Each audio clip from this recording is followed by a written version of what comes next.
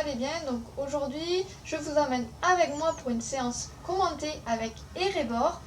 Donc pour vous reconstituer un petit peu le contexte, on est le 22 décembre. Je vais pas beaucoup vous filmer les préparations puisque, comme vous pouvez le voir, en fait, c'est sombre. Et moi, elle va vraiment dans la stalle qui est derrière.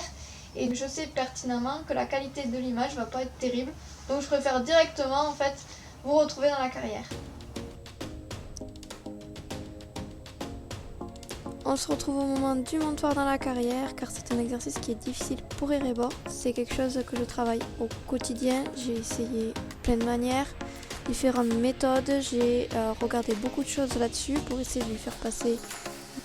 J'ai débourré Erebor exactement comme tous mes autres chevaux de club qui n'ont aucun problème au montoir. Mais voilà, Erebor c'est une jument qui est très sensible. On a déjà un passif assez conséquent sur le montoir puisqu'il y a quelques années de ça, on s'est renversé au montoir et je pense que c'est un traumatisme qui reste encore ancré en elle. Donc on commence directement avec elle, puis je vais remonter sur mes rênes très vite pour qu'elle aille tendre son dos. Donc comme je vous ai dit, c'est une ponette qui est hyper sensible, qui est sur l'œil et dans le sang. Donc du coup, quand on a un cheval qui est comme ça, on a très vite des départs arrêtés, des choses qui peuvent en fait lui faire mal au dos. Et comme c'est moi qui suis dessus à ce moment-là, en fait elle me considère comme étant la cause de sa douleur. Donc c'est pour ça que là je remonte directement sur mes rênes pour qu'elle aille en fait monter son dos et qu'elle se concentre vite, du coup qu'elle travaille avec le dos creux en cas de départ, et le fait qu'elle soit en fait directement mise en condition de travail fait qu'elle va beaucoup moins regarder ce qui se passe autour et donc ça va diminuer en fait ces gros départs arrêtés qu'elle me fait. Donc comme vous avez pu le voir sur la vidéo de la semaine dernière, j'ai bossé Voyou sur du stretching où je mobilisais son avant-main. Avec Erebor ça va être exactement pareil, sauf que les exercices vont être très différent puisque c'est une ponette qui a beaucoup plus de souplesse et qui a un travail beaucoup plus régulier et intense que Voyou. Donc là en fait je vais commencer à la mobiliser au pas sur des serpentines, voilà, en alliant du coup le changement d'incurvation et la contre-incurvation. Donc le but étant de varier le pli, sachant qu'elle a beaucoup de mal à donner à gauche. Je vais vraiment me focaliser sur, quand je lui demande le pli à gauche, de vraiment demander de la décontraction dans sa bouche. C'est quelque chose qu'elle arrive plutôt bien à faire maintenant au pas. Je vais ensuite vérifier du coup la réactivité à ma chaîne d'incurvation comme je vous l'expliquais pendant ma séance avec Voyou. Vous pouvez le voir, elle a beaucoup de mal à se stabiliser sur la main. Moi je vais vraiment jouer sur ces changements de pli, changements d'incurvation, passer en contre-incurvation en fait, qui vont faire que ça va beaucoup l'abrasser comme on dit, et du coup ça va la décontracter, venir en fait agir beaucoup sur sa bouche et en fait décontracter toute la partie de la tête qui est pour elle très dure à faire. En même temps en fait je vais vraiment solliciter beaucoup Erebor avec mes jambes pour lui demander l'engagement des postérieurs, ce qui fait que, comme je vous l'expliquais dans la précédente vidéo, dès qu'on a un engagement des postérieurs, on a un dos qui va venir se tendre et en fait on va directement, dès qu'on a le contrôle au niveau de la bouche avec la décontraction et la poussée postérieure, on va avoir en fait toute la ligne du dessus qui va être tendue. Donc le but avec Erebor c'est d'arriver à cette tension le plus rapidement possible avec une jument qui reste assez longue devant, et vous allez voir dans les prochaines séances que je vous ferai, c'est vraiment qu'elle soit de plus en plus longue et descendue au niveau du bout de devant. Donc avec Erebor je marche bien 10 minutes avant de passer au trot pour bien l'échauffer. Comme je vous ai dit, c'est une jument sensible et dans le sang. Donc elle va avoir tendance à bouger très vite, très fort, et donc du coup elle va se faire des petites douleurs, des petites raideurs par la suite. Donc le but c'est d'éviter ça en marchant bien, en essayant en fait de suite pouvoir la poser et la décontracter dans cette allure là. Et donc c'est pour vraiment établir le contexte de travail et poser les choses et la décontraction.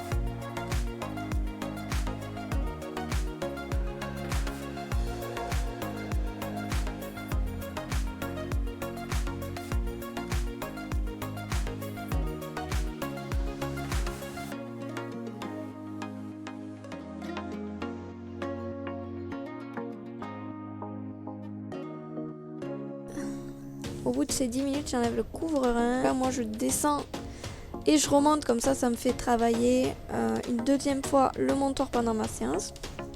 Et du coup, je vais la remobiliser au pas très rapidement pour vérifier en fait qu'elle revienne vite avec moi et qu'elle n'a pas en fait complètement déconnecté de la séance.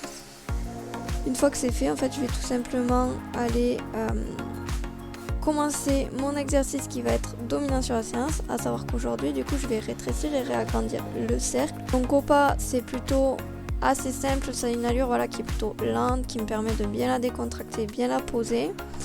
Et donc du coup, j'ai quand même des soucis d'instabilité au niveau de la main. Ça veut tout simplement dire qu'en fait, elle passe derrière ma jambe et donc elle n'avance plus, ce qui fait qu'on perd en fait la tension.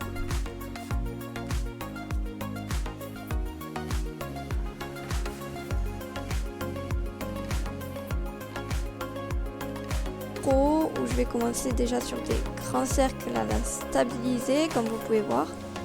Et ensuite là je vais venir rétrécir et réagrandir le cercle au trot.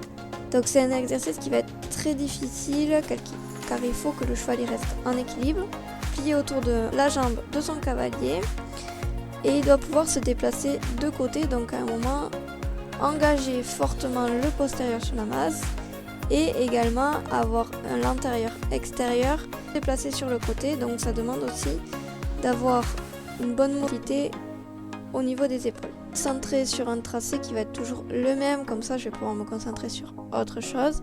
Et ensuite je vais tout simplement venir faire l'exercice comme au pas.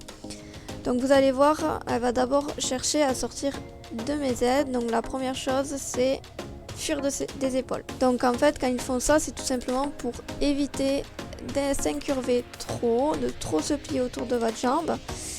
Et donc en fait il faut ramener les épaules avec votre rêne extérieure petit à petit pour pas non plus faire une grosse action et être désagréable pour le cheval. Donc là vous allez voir, une fois que je règle ça, et bien en fait elle dérape des postérieurs. Donc là c'est en fait pour ne plus engager, pour ne plus pousser, puisque une fois qu'elle est bien pliée autour de ma jambe, ça va être dur pour elle de venir en plus engager les postérieurs sous la masse. Donc du coup là je vais tout simplement agir avec ma jambe extérieure qui est placée en jambe isolée. Donc là elle était en jambe de position, c'est-à-dire qu'elle n'agit pas, et donc quand elle dérape des postérieurs elle va agir, donc ça va être une jambe isolée qui va en fait rectifier son placement sur le cercle. Donc pareil, j'y vais progressivement pour lui demander et vous voyez que une fois que j'arrive à tout tenir, elle monte en pression et elle s'énerve. Donc comme vous pouvez voir, c'est une jument qui est très gentille, qui juste exprime son mécontentement. Donc quand c'est comme ça, moi je reste vraiment focus sur mon exercice, c'est-à-dire que ce que j'aimerais c'est qu'elle me fasse ce cercle sans s'énerver, sans essayer de fuir l'exercice, mais qu'elle le tienne en fait sur quelques foulées avant qu'on puisse repartir sur un exercice qui va être plus simple ou qui va lui demander moins de plis par exemple. Quand je vois qu'elle commence à avoir du mal à se redescendre en pression, en fait je vais commencer à lui parler, lui expliquer ce que je veux clairement avec des mots, comme ça j'arrive à le visualiser et donc ça automatiquement en fait ça lui transmet ce que je pense, même si les chevaux ne lisent pas dans les pensées, ils comprennent très vite les intentions. Donc là vous voyez on a un autre souci parce que quand je lui demande de réagrandir, en fait elle veut pas venir engager son postérieur, donc c'est ce que je vous disais. En fait le fait d'engager son postérieur en étant plié et ployé autour de ma jambe lui coûte beaucoup, et là en agrandissant le cercle en fait c'est intensifié. Donc là la personne qui m'a pris en vidéo n'a tout simplement pris que à main gauche, mais je vous assure que j'ai bien fait la main gauche et la main droite. Donc ce qui est avantageux pour moi, c'est que c'est la main la plus dure. On finit du coup la séance en passant sur des exercices au galop. Donc là ce que je vais lui demander, c'est tout simplement de venir s'incurver autour de ma jambe sur un grand cercle, à veiller à ce que son attitude soit bonne puisqu'elle a du mal à venir en fait monter son dos et engager les postérieurs. Je finis du coup en extension d'encolure comme d'habitude pour en fait venir la délier. Donc là c'est le moment où j'arrive à la voir le mieux. Ce que j'aimerais en fait c'est tout simplement avoir cette attitude là en début de travail, pour qu'elle vienne aussi bien s'étirer, bien. J'espère que cette vidéo vous a plu et que l'analyse que j'ai faite vous a permis de voir certaines choses et d'en comprendre d'autres. N'hésitez pas à me poser des questions en commentaire, j'essaierai d'y répondre un maximum, même si des fois c'est pas forcément simple d'expliquer les choses par écrit. Je vous glisse dans le petit i la vidéo du hors-série que j'ai faite en janvier où je vous explique mes objectifs avec Erebor. Et sur ce, moi je vous dis à vendredi. Ciao!